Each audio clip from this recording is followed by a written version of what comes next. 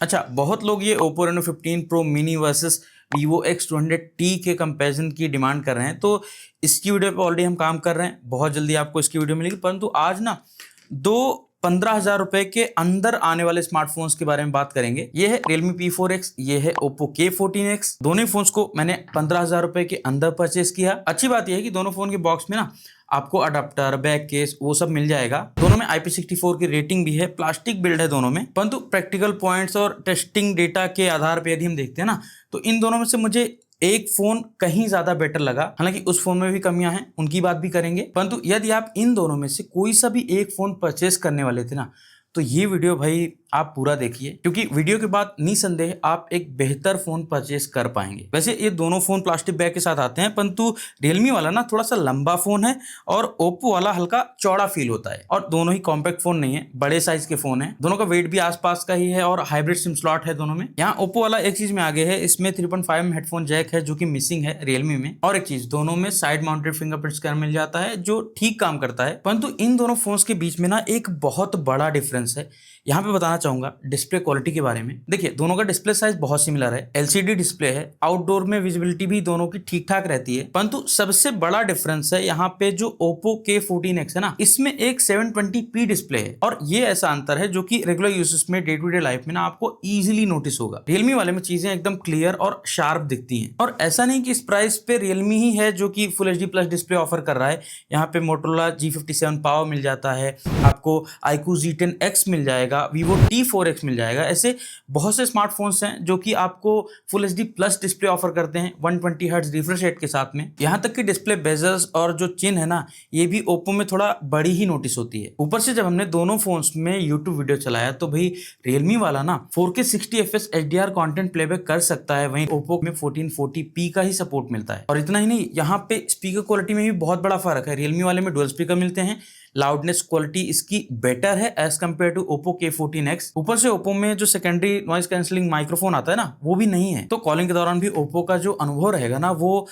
थोड़ा साधारण रहेगा। अब डिस्प्ले को देखते हैं तो क्लियरली भाई रियलमी आगे है, परंतु ऐसा नहीं है कि रियलमी ने कुछ गिमिकी मार्केटिंग नहीं की है। इन्होंने इसकी डिस्प्ले को बताया कि 144 हर्ट्ज का रिफ्रेश रेट है, परंतु 144 हर्ट्ज में कोई बेसिक एप्लीकेशन सपोर्ट ही नहीं है। सिस्टम UI भी 120 हर्ट्ज पे ही चलता है। हमने टेस्ट किया था तो पता चला था जो कंपास एप्लीकेशन है वो 144 हर्ट्ज पे चलता है। बहुत अजीब चीज़ है, परंतु हाँ 120 हर्ट्ज बढ़िया से काम करता है। UI एनिमेशंस भी ज़्यादा बेटर आते हैं, फोन चलाने में ओवरऑल ज़्यादा स्मूथ फील होता है। और इसका बहुत बड़ा रीजन है दोनों फोन में जो हार्डवेयर दिया गया है वो। अब यहाँ पे तो मुझे बताने की भी आवश्यकता नहीं कि MediaTek का Dimensity 7400 चिपसेट जो रियलमी के अंदर लगा है ये कहीं ज़्यादा पावरफुल है।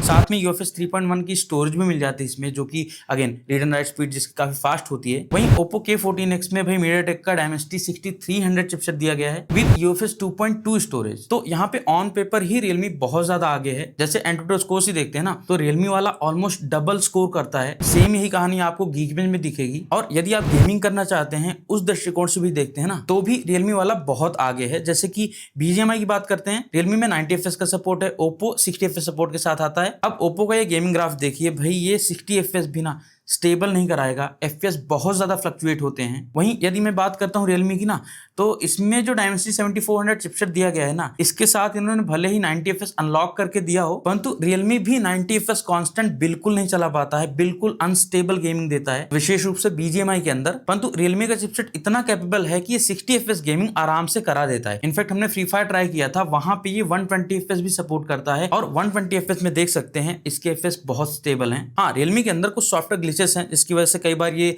90 FPS या फिर 120 FPS पे जाता नहीं है। उसके लिए Realme P4X का जो डिटेल रिव्यू हमने बनाया था उसमें बात करी थी, तो उसको आप यहाँ पे क्लिक करके चेक कर सकते हैं। और एक चीज चेक कर सकते हैं कि आपने एंड्रॉइड को सब्सक्राइब किया है नहीं।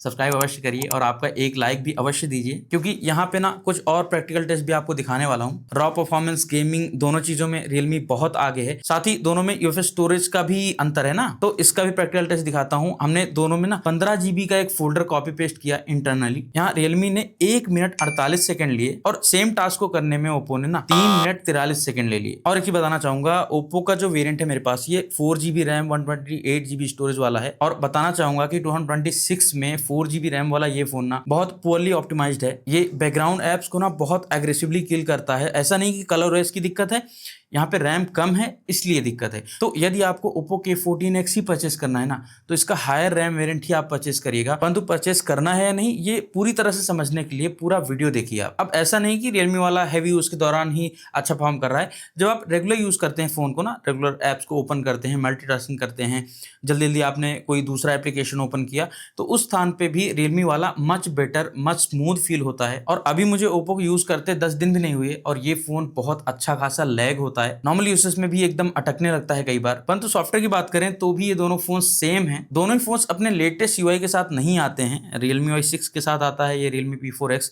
वहीं ColorOS 15 के साथ आता है ये Oppo K14X, जबकि Realme UI 7 और ColorOS 16 ऑलरेडी आ चुके हैं। फिर भी ये दोनों फोन्स पुराने UI और Android 15 पे बेस्ड हैं, और क्योंकि दोनों ही पुराने UI पे बेस्ड हैं तो अभी जो इनका UI है वो सेम ही है। सेम AI फीचर्स आपको मिल जाते हैं, गैलरी के अंदर भी सेम AI फीचर्स मिल जाएंगे, quick toggle menu, settings menu, जो भी फीचर्स हैं आपको सेम मिल जाएंगे। साइलेंट कॉल रिकॉर्डिंग कर सकते हैं दोनों में। दोनों फोन्स में काफी सारे pre install third party application मिलते हैं जो कि आप अनइंस्टॉल कर सकते हैं। अच्छा, Realme ने 2+3S का सॉफ्टवेयर अपडेट प्रॉमिस किया है, वहीं Oppo की सॉफ्टवेयर अपडेट पॉलिसी क्या है इसके बारे में ना कुछ लिखित विवरण इनके आधिकारिक पेज पे मुझे नहीं देखने को मिला। बाकी कनेक्टिविटी की बात करूं तो देखिए 5G दोनों में अच्छे से काम कर रहा है, वहां पे मुझे कोई दिक्कत नहीं लगी। हाँ, Realme वाले में Wi-Fi 6 का सपोर्ट मिलता है, ये अच्छी बात है। बाकी आयर ब्लास्टर, NFC ये सब तो भाई दोनों फोन में नहीं मिलता। परंतु एक बात अच्छी है, दोनों ही फोन्स में बड़ी बैटरी मिल जाती है।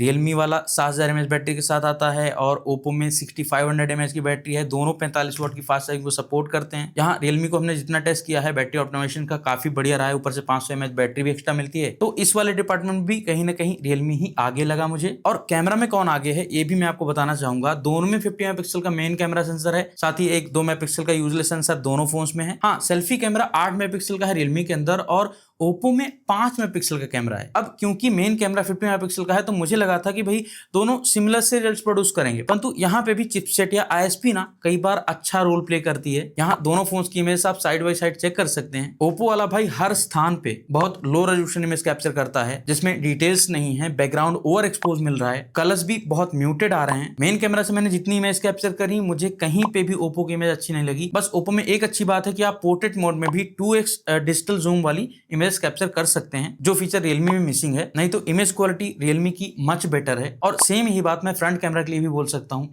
ये वाली इमेज देखिए, यहाँ पे बैकग्राउंड को कितना ज्यादा ओवर एक्सपोज कर दिया है Oppo ने। वहीं Realme कलर्स को, स्किन टोन्स को साथ में जूम करके देखेंगे ना तो डिटेल्स भी Realme ज्यादा बेटर मैनेज कर रहा है। अब नो डाउट Realme भी अपने प्राइस पे बेस्ट कैमरा वाला फोन नहीं है। Motorola G57 पावर से भी हमने इसको कंपेयर किया था और इसकी कैमरा परफॉर्मेंस Realme से मच बेटर लगी थी, परंतु हाँ Oppo से मच बेटर है Realme, अभी भी कहूंगा। वहीं वीडियोस की बात करें तो जहां Realme 4K 30 fps video shoot कर सकता है, Oppo में 1080p 30 fps के ऊपर का कोई विकल्प नहीं है।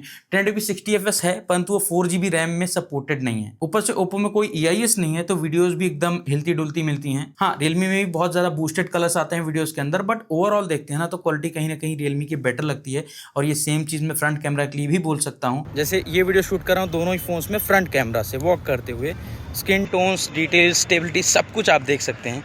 यहाँ पे Realme हर जगह आगे है। बाकी लो लाइटिंग कंडीशंस के लिए भाई दोनों ही फोन्स का कैमरा मुझे बहुत अच्छा नहीं लगा, परंतु हाँ दोनों में से एक पिक करना पड़ेगा तो लो लाइट में भी क्लियरली Realme बहुत आगे है। अब यदि मैं प्राइसिंग की बात करूं तो Oppo का जो 4GB RAM 128GB storage variant है ये 14,999 रुपए से प्रारंभ होता है, और इसका 6/128GB वेरिएंट ना Realme P4X के 6/128GB वेरिएंट से 500 रुपए महंगा है। वहीं यदि हम Moto G57 पावर को देखते हैं तो ये 15,000 रुपए में 8GB रैम और 128GB वेरिएंट ऑफर करता है। इसका एक ही वेरिएंट आता है और इस फोन में अच्छे फ्रंट और बैक कैमरा सेटअप के साथ में आपको अल्ट्रा वाइड कैमरा भी मिल जाएगा।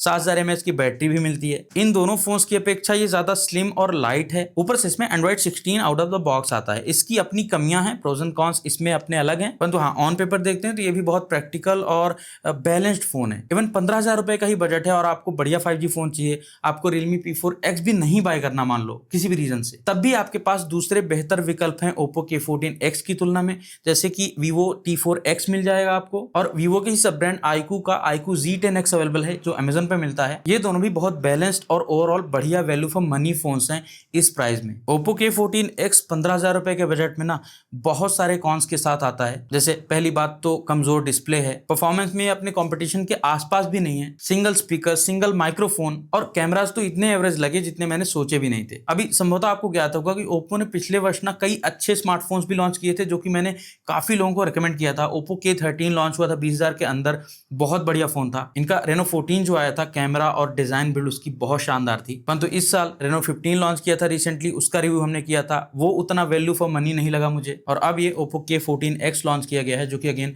मुझे बिल्कुल भी वैल्यू फॉर मनी नहीं लग रहा है। अभी के टाइम पे इस वाले फोन को आप आराम से स्किप कर सकते हैं, दूसरे जो ऑप्शंस आपको मैंने बताए हैं उनकी तरफ जा सकते हैं।